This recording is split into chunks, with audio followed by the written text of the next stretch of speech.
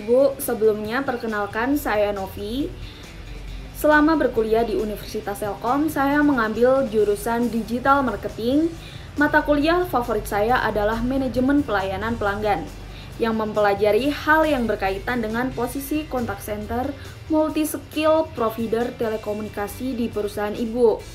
Skripsi saya juga fokus pada mata kuliah tersebut, di mana saya meneliti pengaruh hubungan pelanggan dengan perusahaan melalui customer service dan mampu mengantarkan saya dengan lulusan IPK yang baik.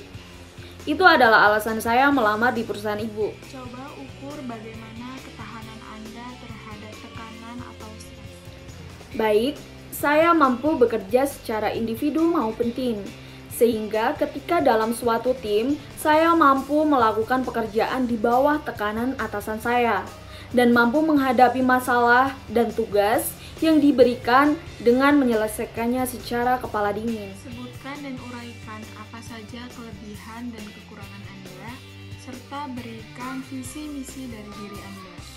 Salah satu kelebihan saya adalah senang mempelajari hal baru dan teliti, serta kemampuan mengatur waktu.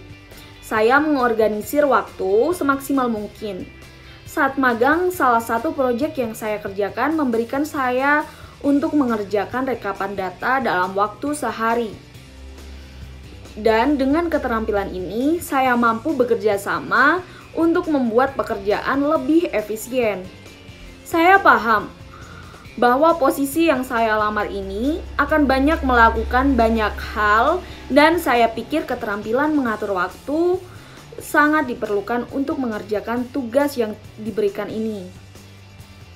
Adapun kekurangan saya adalah kurangnya kemampuan dalam mendesain yang rumit. Namun, saya dapat memberikan desain yang simpel dan berkesan di mata audiens. Bagaimana aspek kepercayaan diri Anda? Aspek kepercayaan diri saya, bahwa saya yakin dengan kemampuan dalam diri saya dan apa yang harus saya lakukan.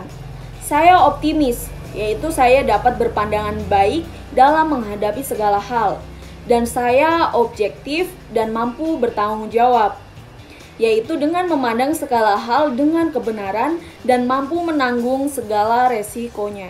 Seberapa besar tingkat kemampuan Anda dalam mencapai keberhasilan? Apa indikatornya?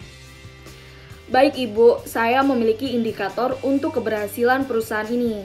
Yang saya lakukan adalah pengambilan keputusan yang tepat.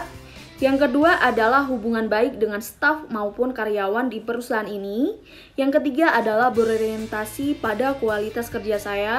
Yang keempat adalah etika kerja dan motivasi saya. Dan yang terakhir adalah saya mampu diandalkan. Sebutkan dan uraikan apa saja pengalaman yang pernah Anda ikuti serta kemampuan dalam berorganisasi.